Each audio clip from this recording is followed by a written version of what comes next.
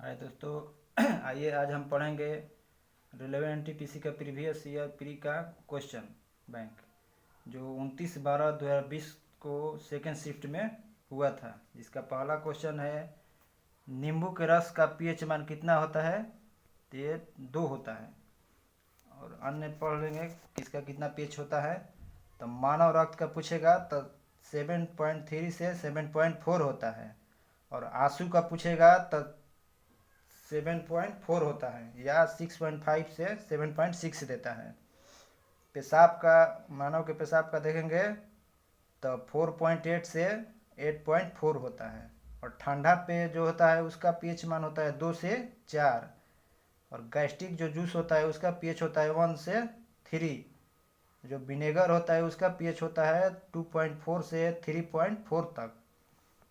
और जो पीएच होता है, इसका अगर फुल फॉर्म पूछे कि क्या होगा तो पोटेंशियल ऑफ हाइड्रोजन होता है।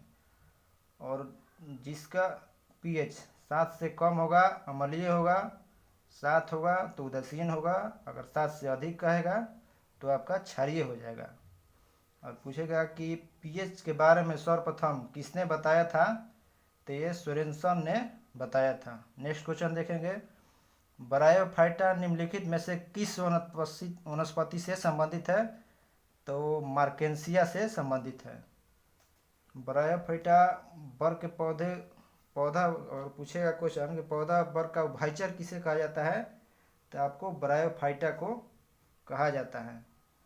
ब्रायोफाइटा के द्वारा होता क्या है, ब्रायोफाइटा में क्या होता है? तो ब्रायोफाइटा पादप के शरीर में एक भाग से दूसरे भाग तक जल तथा दूसरी चीज़ों के संवहन के लिए विशिष्ट ऊतक नहीं पाया जाता है। इसमें ब्रायोफाइटा में अधिकांश ब्रायोफाइटा में क्या पाया जाता है? तो क्लोरोफिल पाया जाता है। और एक होता है टेरिडोफाइटा। टेरिडोफाइटा में पानी और अन्य पदार्थों के संवहन के लिए संवहन ऊतक पाए जाते हैं।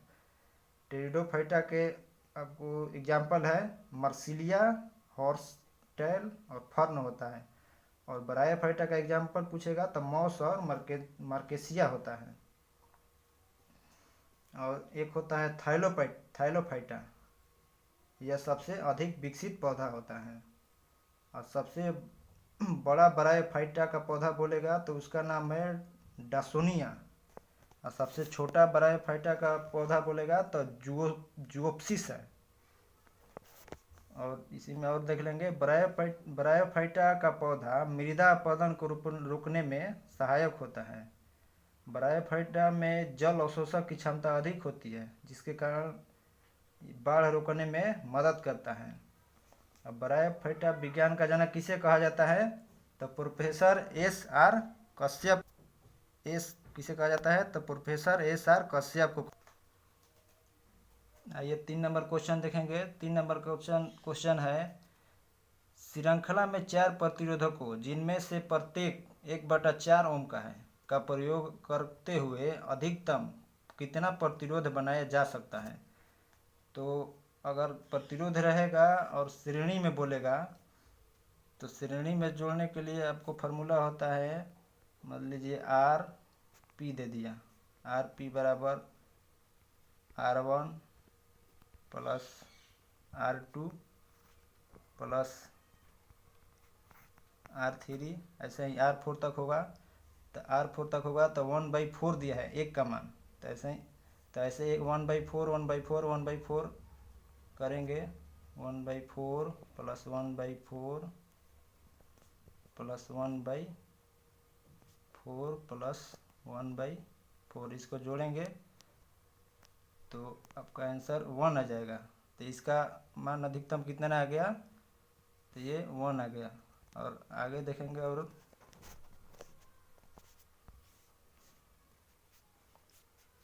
एक और होता है, ये तो आपका हो जाएगा श्रेणी में। अगर समानांतर में पूछेगा कि समानांतर में कैसे जुटेगा, तो समानांतर के लिए फार्मूला होता है 1 में आर पी बराबर 1 में R1 हो जाएगा प्लस 1 में R2 हो जाएगा। ऐसे ही आपको हो जाएगा R4 तक हो जाएगा। तो उसको जोड़ने के लिए क्या करेंगे? तो 1 आपको हो जाएगा 1 में आर पी बराबर 1/1/4 होगा प्लस 1/1/4 प्लस 1/1/4 प्लस 1/1/4 हो जाएगा। तो इसको अगर हम जोड़ेंगे तो सभी का 4 जो है ये ऊपर चला जाएगा, ये भी ऊपर चला जाएगा, ये भी ऊपर चला जाएगा। तो जोड़ेंगे तो इसका मान आपको हो जाएगा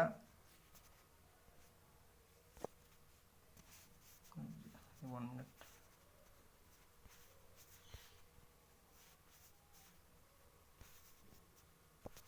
इसके बाद हो जाएगा आपको जोड़ना पड़ेगा 1/RP बराबर आपका हो जाएगा 16। तो अब RP का मान निकालना है। RP का मान निकालेंगे तो फिर ये 1/16 हो जाएगा, जो आपका आएगा 6 पॉइंट में 6 पॉइंट कुछ आएगा, जो 1 से कम है। तो ये जो हमारा क्वेश्चन था इसमें क्या पूछा था, क्वेश्चन था उसमें आपको क्वेश्चन में पूछा था कि अधिकतम कितना प्रतिरोध बनाया जा सकता है। तो इसका जो आंसर होगा 1 होगा। जो ऑप्शन कट गया है इसके लिए हम क्षमा चाहते हैं, एक ऑप्शन कट गया है, इसका आंसर 1 होगा। नेक्स्ट क्वेश्चन देखेंगे, पाइथन एक क्या है। तो पाइथन एक प्रोग्रामिंग भाषा है जो किसके द्वारा विकसित किया गया था। तो प्रोलॉग भाषा, पाइथन को ही प्रोलॉग भाषा को बोलते हैं, जो 1972 में विकसित हुआ था। और एक है फोर्ट्रॉन भाषा, जो 1957 में IBM कंपनी के JW बेकस द्वारा विकसित किया गया था। 1957 में फोर्ट्रॉन बोलेगा तो 1957 में, और प्रोलॉग बोलेगा तो 1972 में। और लोगो भाषा का प्रयोग बच्चों की शिक्षा के लिए किया जाता है। और एक होता है कोबोल, जिसका प्रयोग व्यावसायिक भाषा में किया जाता है। नेक्स्ट क्वेश्चन देखेंगे आपको, मायोपिया वाले व्यक्ति की दृष्टि को ठीक करने के लिए किस प्रकार की लेंस की आवश्यकता होती है। तो मायोपिया होता है, मायोपिया में अपसारी लेंस या आपको हो जाएगा अवतल लेंस, अवतल लेंस हो जाएगा। मायोपिया में अपसारी या अवतल लेंस हो जाएगा। तो इसका आंसर हमारा क्या हो जाएगा, ऑप्शन ए। इसका फैक्ट देख लेंगे, अपसारी लेंस को ही अवतल लेंस कहा जाता है। अवतल लेंस की क्षमता जो होता है -D होता है। मायोपिया में प्रतिबिंब जो होता है रेटिना से पहले बनता है तथा दूर बिंदु निकट आ जाता है। और एक होता है दूर दृष्टि दोष, जिसे हाइपरमेट्रोपिया कहते हैं। इसमें दूर की वस्तु तो दिखाई देती है लेकिन निकट की वस्तु नहीं दिखाई देती है। दूर दृष्टि दोष के निवारण के लिए उचित फोकस दूरी का उत्तल लेंस का प्रयोग किया जाता है। और एक होता है जरा दृष्टि दोष, जिसके लिए द्विफोक्सी लेंस का प्रयोग किया जाता है। और एक जो होता है आँखों में बीमारी दृष्टि वैषम्य, जिसको अंग्रेजी में एस्टिग्मेटिज्म कहते हैं। इसमें क्या होता है कि ऊर्ध्वाधर क्षैतिज रेखाओं को एक साथ नहीं देख पाते हैं। इसके निवारण के लिए, एस्टिग्मेटिज्म बीमारी के निवारण के लिए बेलनाकार लेंस का प्रयोग किया जाता है। नेक्स्ट क्वेश्चन देखेंगे 6 नंबर, इंटेल कोर i9 एक प्रकार का क्या है। तो एक प्रकार का प्रोसेसर है। कंप्यूटर प्रोसेसर डेटा का विश्लेषण करता है और कंप्यूटर में डेटा का प्रवाह को नियंत्रण करता है, इसका यही काम है। और अगर हम कुछ एंटीवायरस के नाम देख लें तो वो एंटीवायरस के कुछ है नाम, नॉर्टन होता है, AVG होता है, AVAST होता है, साइमेंटिक होता है, etc। नेक्स्ट क्वेश्चन देखेंगे, निम्नलिखित में कौन एक सुपरसोनिक क्रूज मिसाइल है। तब ब्रह्मोस जो है सुपरसोनिक क्रूज मिसाइल है, जो भारत द्वारा बनाया गया था। इसमें भारत और रूस के सहयोग से बना था। और ब्रह्मोस का मतलब होता है ब्रह से ब्रह्मपुत्रा, और ब्रह्मोस होस मतलब ब्रह्मोस मतलब रूस के मस्कोवा जो नदी है उसके नाम पर दोनों की नदी के मिलाकर नाम रखा गया इसका ब्रह्मोस से। यह एक सुपरसोनिक मिसाइल है जो ध्वनि के गति से 3 गुना गति से 5 गुना गति तक 5 गुना से कम तक चलता है। और एक होता है पृथ्वी मिसाइल जो ज़मीन पर मार करता है और यह बैलिस्टिक मिसाइल है। एक है त्रिशूल, यह कम दूरी की ज़मीन से हवा में मार करने वाला प्रक्षेपास्त्र है। एक है आकाश, यह ज़मीन से हवा में मार करने वाला मध्यम दूरी का बाहुबली प्रक्षेपास्त्र है। एक है सागरिका, यह सबमरीन लॉन्च बैलिस्टिक मिसाइल है। एक है नाग जो एंटी टैंक बैलिस्टिक मिसाइल है। इसका एक अन्य नाम है नाग का दागो और भूल जाओ के सिद्धांत पर यह कार्य करता है। नेक्स्ट क्वेश्चन देखेंगे। बेरी एक रोग है जो किस विटामिन की कमी से होता है? तो विटामिन B1 की कमी से कौन रोग होता है? तो बेरी। विटामिन B1 का रासायनिक नाम पूछ देगा तो थायमिन होता है। और विटामिन के बारे में पूछेगा किसने बताया था? तो फंक ने बताया था। और कुछ विटामिन से होने वाले रोग देख लेंगे। विटामिन ए से क्या होता है? तो रतौंधी और जीरोपैथेलमिया। विटामिन सी से स्कर्वी होता है। विटामिन ई से जनन क्षमता में कमी होता है। और विटामिन के से रक्त का थक्का नहीं बनता है। और विटामिन डी की कमी से क्या होता है? तो रिकेट्स और ऑस्टियोमलेशिया होता है।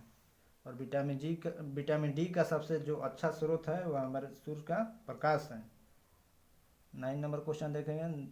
निम्नलिखित में मानव रोगों में से कौन सा रोग जीवाणु से होता है? तो टाइफाइड आपको जीवाणु से होता है। टाइफाइड में क्या प्रभावित होता है? तो छोटी आंत प्रभावित होता है। इसका प्रमुख परीक्षण विडाल टेस्ट द्वारा पता चलता है। और वायरस से होने वाला कुछ रोग देख लेंगे। तो हेपेटाइटिस ए, पोलियो, चेचक, खांसी जुकाम, इन्फ्लुएंजा, डेंगू बुखार, एड्स, खसरा, पोलियो, चिकन पॉक्स, ये सब वायरस द्वारा होने वाला रोग है। और अगर हम जीवाणु से देखेंगे तो टाइफाइड बुखार, हैजा, टेटनस, क्षय रोग, एंथ्रेक्स, डिप्थीरिया, ये सब जीवाणु द्वारा होने वाला रोग है। और प्रोटोजोआ द्वारा होने वाला रोग मलेरिया, कालाजार, निंद्रालु रोग होता है। नेक्स्ट क्वेश्चन देखेंगे। निम्नलिखित में कौन सा एक यूनेस्को का विश्व धरोहर स्थल नहीं है? तो जंतर मंतर जो दिल्ली का है वो विश्व धरोहर स्थल नहीं है। अगर जंतर मंतर जयपुर का बोलेगा तो विश्व धरोहर स्थल में शामिल है, जो 2010 में शामिल हुआ था। लेकिन दिल्ली वाला जंतर मंतर नहीं है। भारत में कुल कितने विरासत स्थल हैं? तो आपको 40 विरासत स्थल है यूनेस्को में शामिल, जिसमें 32 सांस्कृतिक है, 7 प्राकृतिक है और 1 मिक्स है। और जो अगर पूछ देगा कि न्यू में विश्व विरासत में शामिल भारत का एक स्थल, तो धौलावीरा गुजरात का है। यूनेस्को द्वारा ये जो अपना है कि शुरू हुआ था, कब से हुआ था? तो 1972 से शुरू हुआ था। यूनेस्को का पूरा फुल फॉर्म पूछ दे तो United Nation Educational, Scientific and Cultural Organization होता है, जिसका स्थापना कब हुआ था? तो 16 नवंबर 1945 को हुआ था। इसका मुख्यालय पेरिस, फ्रांस में है। नेक्स्ट क्वेश्चन देखेंगे। हुमायूं नामा किसने लिखा? तो गुलबदम बेगम ने लिखा था हुमायूं नामा। और हुमायूं नामा के 2 भाग हैं, जिसमें एक भाग में बाबर का इतिहास है, दूसरे भाग में हुमायूं का इतिहास है। और हुमायूं का जन्म पूछ देगा कब हुआ था? तब मार्च 1508 में काबुल में हुआ था। और इसका शासनकाल पूछेगा तो इसका शासनकाल 2 था। एक था 1530 से 40 और दूसरा शासनकाल 1555 से 56 तक था। और हुमायूं और शेर शाह के बीच पूछेगा कि युद्ध कौन कौन हुआ था? तो एक चौसा का हुआ था और एक कनौज या बिलग्राम का युद्ध हुआ था। कनौज या बिलग्राम के युद्ध में हार के भागते समय जो हुमायूं था वो गिर गया था नदी में, जिसको किसने बचाया था अगर पूछ दे तो निजाम सक्का ने बचाया था। निजाम सक्का को बचाए जाने के कारण जब हुमायूं दूसरी बार 1555 से 56 जब शासक बना, तब उसको 1 दिन के लिए शासक बनाया था, जिसमें निजाम सक्का जो था एक चमड़ा का सिक्का चलवाया था, जो इतिहास में उसका नाम दर्ज है। नेक्स्ट इसी में देखेंगे अभी कि बाबा हुमायूं के कितने भाई थे, तो हुमायूं चार भाई था। हुमायूं, कमरान, अस्करी और हिंदाल, जिसमें हुमायूं सबसे बड़ा था और ये बाबर के सब पुत्र थे। और इसी में देखेंगे तुजुक बाबरी पुस्तक का फारसी में अनुवाद किसने किया था, तो अब्दुल रहीम खान खन्ना द्वारा 1589 में जो बाबरनामा से किया गया था। तुजुक बाबरी बाबरनामा का अन्य नाम है। और अकबरनामा यह पुस्तक अबुल फजल द्वारा रचित है। आईने अकबरी इस पुस्तक का अंतिम भाग है। नेक्स्ट क्वेश्चन देखेंगे 12 नंबर जिम कॉर्बेट राष्ट्रीय उद्यान कहाँ है, तो ये आपको उत्तराखंड में है, जो 1936 में स्थापित हुआ था। इसका नयन अगर इसका जब स्थापना के समय पूछेगा इसका नाम क्या था, तो हेली नेशनल पार्क था। उसके बाद इसका नाम हुआ जिम कॉर्बेट और वर्तमान में इसका रामगंगा नेशनल पार्क नाम है। और देखेंगे और प्रोजेक्ट टाइगर पूछेगा कि कब शुरुआत हुआ था, तो 1973 में। और भारत के अन्य राष्ट्रीय उद्यान देखेंगे जिम कॉर्बेट राष्ट्रीय उद्यान है उत्तराखंड, सुंदरबन राष्ट्रीय उद्यान पश्चिम बंगाल, गिर राष्ट्रीय उद्यान गुजरात और नामदफा अरुणाचल प्रदेश, इंद्रावती राष्ट्रीय उद्यान छत्तीसगढ़ में है। नेक्स्ट क्वेश्चन देखेंगे जीएसटी भारत में अधिरोपित एक अप्रत्यक्ष कर है। जीएसटी का फुल फॉर्म क्या है, तो गुड्स एंड सर्विस टैक्स होता है। जीएसटी का full form goods and service tax. और जीएसटी पूछेगा कि कब लागू हुआ था, तो 1 जुलाई 2017 को। और जीएसटी किस अनुच्छेद में है, तो अनुच्छेद 279 के 1 में है। और यह 101वां संविधान संशोधन के तहत लाया गया था विधेयक है। और इसके अध्यक्ष पूछेगा कौन होते हैं, तो हमारे देश के जो वित्त मंत्री हैं उसके अध्यक्ष होते हैं। और जीएसटी में कितने टैक्स स्लैब हैं, तो 4 हैं, 5, 12, 18 और 28 हैं। नेक्स्ट क्वेश्चन दक्षिण अमेरिका का सबसे बड़ा देश कौन सा है, तो दक्षिण अमेरिका का सबसे बड़ा देश आपको हो जाएगा ब्राज़ील। ब्राज़ील के बारे में कुछ जान लेंगे और दक्षिण अमेरिका के बारे में भी। सबसे बड़ा देश ब्राज़ील है, जो चिली और इक्वाडोर के अलावे सारे 10 देशों से सीमा बनाता है।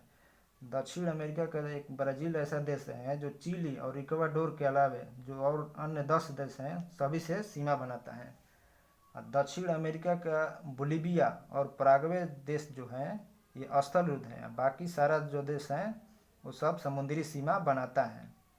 और इसमें देख लेंगे दक्षिण अमेरिका महाद्वीप के पश्चिमी भाग में कोलंबिया से टिएरा डेल फ्यूगो तक विश्व की सबसे लंबी पर्वत श्रेणी है, जिसका नाम क्या है, तो आपका हो जाएगा एंडीज। और एंडीज का पूछेगा कि सबसे ऊंची चोटी क्या है, तो माउंट एकांकागुआ, जिसकी ऊंचाई कितना है, तो 69 मीटर है। और इसी में तो ब्राज़ील में 2 महासागर हैं। 2 महासागर है, रियो डे जेनेरियो फैशन नगरी तथा सेंटोस कहवा पतन के लिए है महानगर। ब्राज़ील के 2 महानगर कौन कौन से है, तो एगो रियो डी जेनेरियो है, फैशन नगरी के नाम से जाना जाता है। और एक सेंटोस है जो कहवा पतन के लिए प्रसिद्ध है। नेक्स्ट क्वेश्चन देखेंगे भारत का केंद्रीय औषधि अनुसंधान संस्थान कहाँ है, तो लखनऊ में है। और कुछ देख लेंगे इसी में, तो भारतीय सर्वेक्षण संस्थान देहरादून में है। केंद्रीय भवन निर्माण अनुसंधान संस्थान रुड़की में है। केंद्रीय चमड़ा अनुसंधान संस्थान चेन्नई। भारतीय मौसम विज्ञान विभाग कहाँ है, तो नई दिल्ली में। राष्ट्रीय धातु विज्ञान प्रयोगशाला जमशेदपुर। भारतीय पेट्रोलियम अनुसंधान कहाँ है, तो देहरादून। और प्लाज्मा अनुसंधान संस्थान पूछेगा तो गांधीनगर। राष्ट्रीय गन्ना अनुसंधान Lucknow. National dairy research institute कहाँ है, तो करनाल हरियाणा में है। नेक्स्ट क्वेश्चन देखेंगे निम्न में कौन सा स्थान यूरेनियम के खनन के लिए प्रसिद्ध है, तो जादूगोड़ा। भारतीय यूरेनियम निगम की स्थापना पूछेगा कि कब हुआ था, तो 1967 में हुआ था। और इसका मुख्यालय कहाँ है, तो जादूगोड़ा में है। और पन्ना जो है मध्य प्रदेश का, वो हीरा के लिए प्रसिद्ध है। और कोयला के लिए झारखंड में कौन कौन प्रसिद्ध है? तो रानीगंज, झरिया, बोकारो प्रसिद्ध है। और राजस्थान का जो खेतड़ी है वो पूछेगा किसके लिए प्रसिद्ध है? तो आपको तांबा के लिए प्रसिद्ध है। नेक्स्ट क्वेश्चन देंगे, भारत की सबसे लंबी राजमार्ग सुरंग कौन सी है? तो आपको हो जाएगा अटल सुरंग। भारत की सबसे लंबी राजमार्ग सुरंग अटल सुरंग, जो कहाँ से कहाँ तक है? तो ये लेह को मनाली से जोड़ती है और पीर पंजाल श्रेणी में है। इसका अन्य नाम एक और है, रोहतांग सुरंग। और इसकी लंबाई पूछेगा, अटल सुरंग की लंबाई तो 9.02 किलोमीटर है। एक और है सड़क चेनानी नासिर सुरंग, जिसकी लंबाई 9.28 है। यह भी जम्मू कश्मीर में है। और यह जो है चेनानी नासिर सुरंग, यह एशिया की सबसे बड़ी सुरंग है। चेनानी नासिर सुरंग क्या है? तो एशिया की सबसे बड़ी सुरंग है। नेक्स्ट क्वेश्चन देंगे, निम्न में कौन सी नदी अरब सागर में गिरती है? तो ताप्ती नदी जो है अरब सागर में गिरती है। और यह इसके बाद और देख लेंगे नदी जो थी भारत के पश्चिम भाग में गिरती है। तो लूनी है, साबरमती है, माही है, नर्मदा है, ताप्ती है। ये जो 5 नदी है खंबात की खाड़ी में गिरती है। और मांडवी नदी और जुआरी नदी ये गोवा में है जो पश्चिमी भाग में गिरती है। और कर्नाटक में शरावती नदी और गंगावैली नदी, यह भी पश्चिम भाग में गिरती है। और एक और है पेरियार, भरतपुरवा, पंबा नदी, यह केरल में है जो पश्चिमी भाग में गिरती है समुद्र में। केरल में कौन कौन है? तो पेरियार, भरतपुरवा और पंबा। कर्नाटक में पूछेगा तो शरावती नदी, गंगावैली नदी 2 है। और गोवा में जुआरी और मंडवी नदी। और खंबात की खाड़ी में जो गिरती है उसको पूछेगा तो लूनी, साबरमती, माही, नर्मदा और ताप्ती।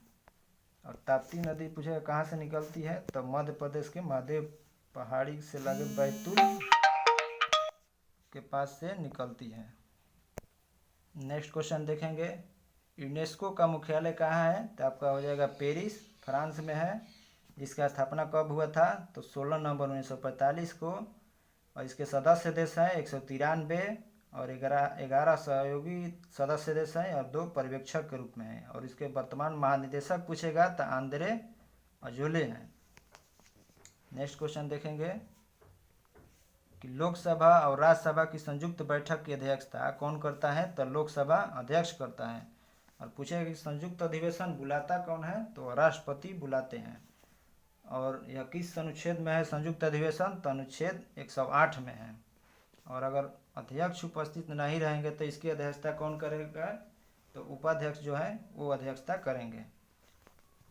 और राष्ट्रपति के पास संसद के जो दोनों सदन में से किसी भी सदन को बुलाने या स्थगित करने अथवा लोकसभा को भंग करने की शक्ति है। वर्तमान में पूछेगा लोकसभा अध्यक्ष कौन है? तो ओम बिरला है। नेक्स्ट क्वेश्चन देखेंगे,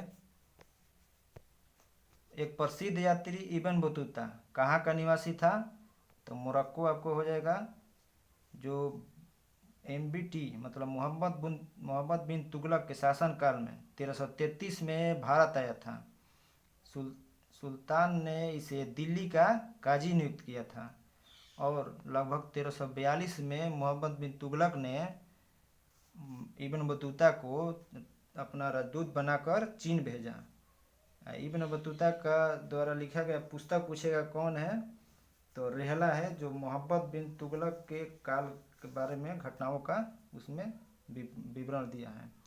नेक्स्ट क्वेश्चन, कौन सा देश सार्क का सदस्य है?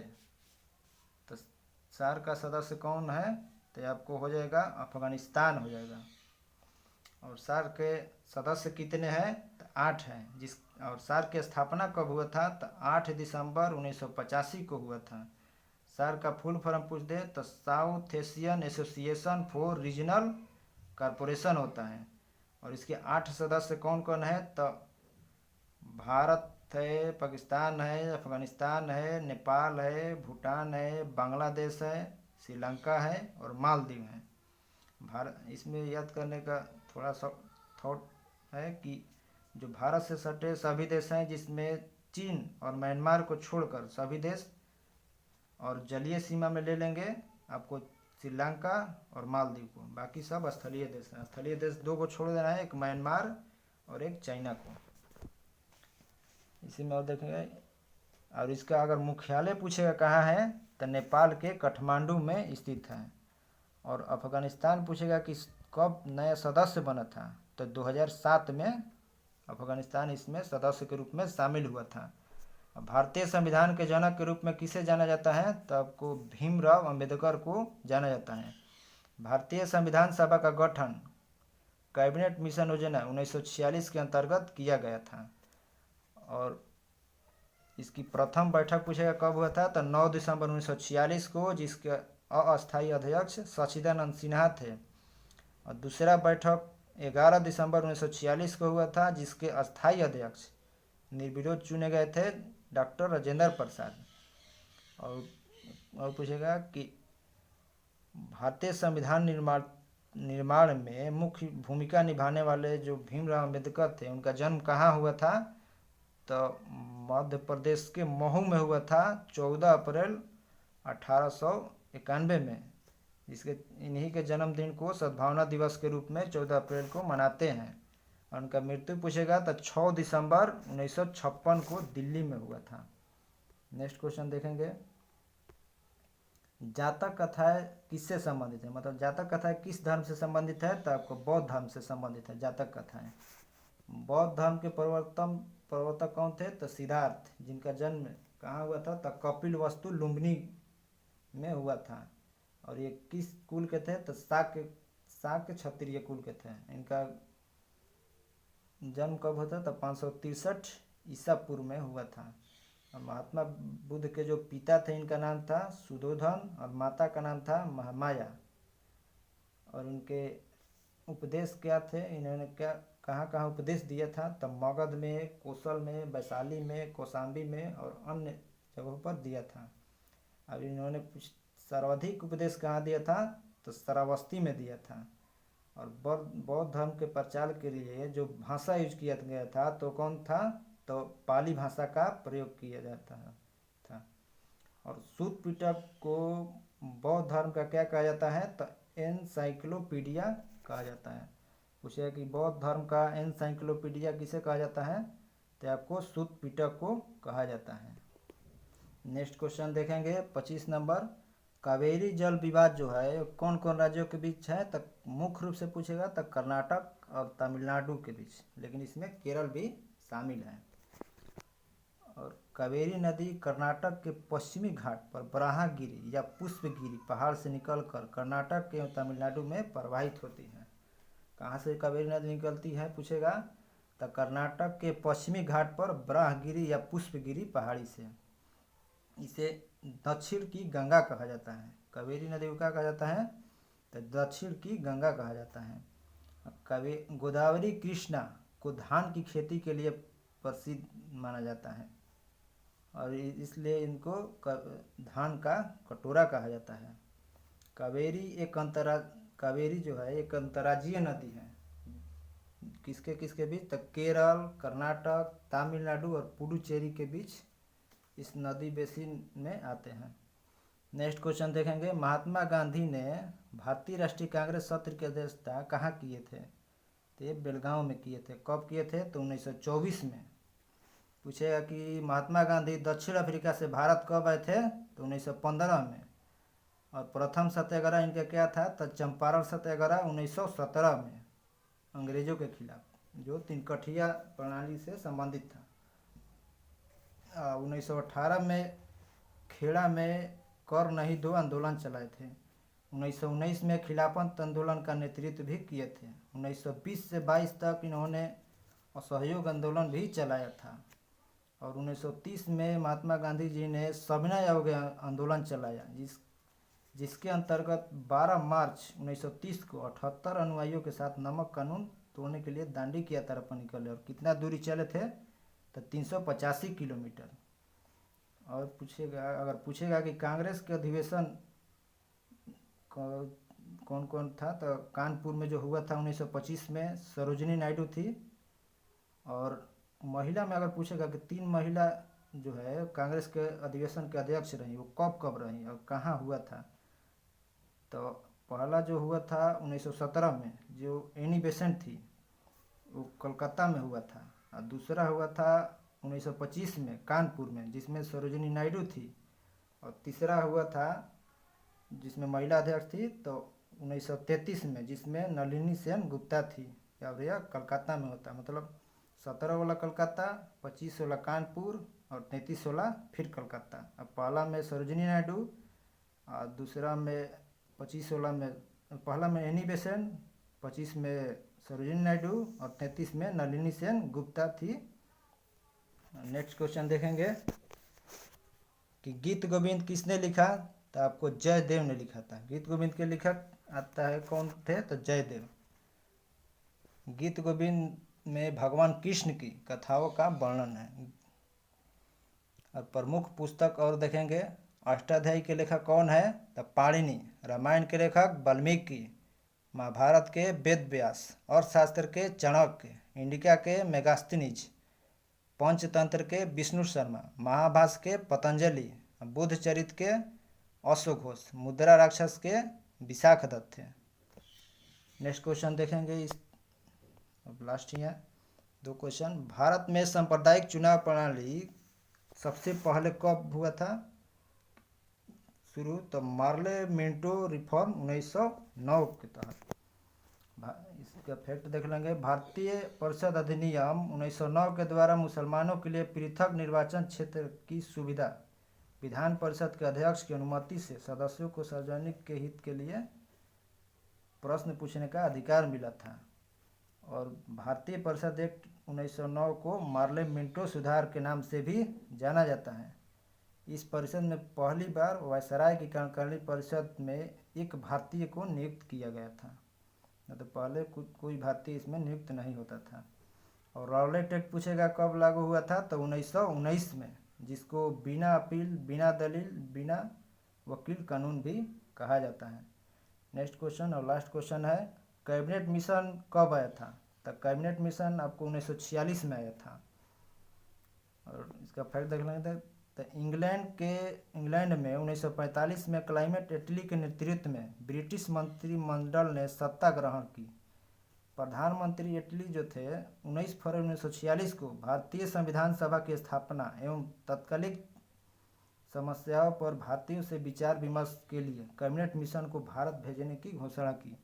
तो घोषणा किए थे क्लाइमेट एटली 19 फरवरी 1946 को। और जो कैबिनेट मिशन भारत आया था 24 मार्च 1946 को आया था। 19 फरवरी को घोषणा किए थे, 24 मार्च को आया था। जिसके अध्यक्ष कौन कौन थे, जिसमें मतलब शामिल थे सदस्य स्टोफोर्ड क्रिप्स, पैथिक लॉरेंस और एबी अलेक्जेंडर थे। जिनका याद करने का ट्रिक क्या है, तो काल, KAL, काल से क्रिप्स, के से क्रिप्स, L से लॉरेंस, A से अलेक्जेंडर। और ये जो कैबिनेट मिशन आया था ये अपना रिपोर्ट कब प्रस्तुत किया था, तो 16 मई 1946 को। मतलब एटली साहब 19 फरवरी 1946 को भेजे, 24 मार्च 1946 को भारत आया और 16 मार्च को इसने अपनी रिपोर्ट प्रस्तुत की। और 1946 कैबिनेट मिशन योजना के अंतर्गत संविधान सभा के लिए चुनाव हुआ, जिसमें कांग्रेस जो था 1996 सीटों में 208 सीटें विजय प्राप्त की। और मुस्लिम लीग जो थे 73 सीट, मुस्लिम लीग को कितना मिला, 73, और कांग्रेस को 208 है। और शेष जो अन्य दल थे उनको 15 सीटें मिली। ठीक है दोस्तों, बस क्वेश्चन ख़त्म हो गया। और नेक्स्ट वीडियो कल आएगा नेक्स्ट, और इसमें भी जो कमी होगा आप कमेंट करिए, हम आगे सुधार करते रहेंगे। थैंक यू दोस्तों।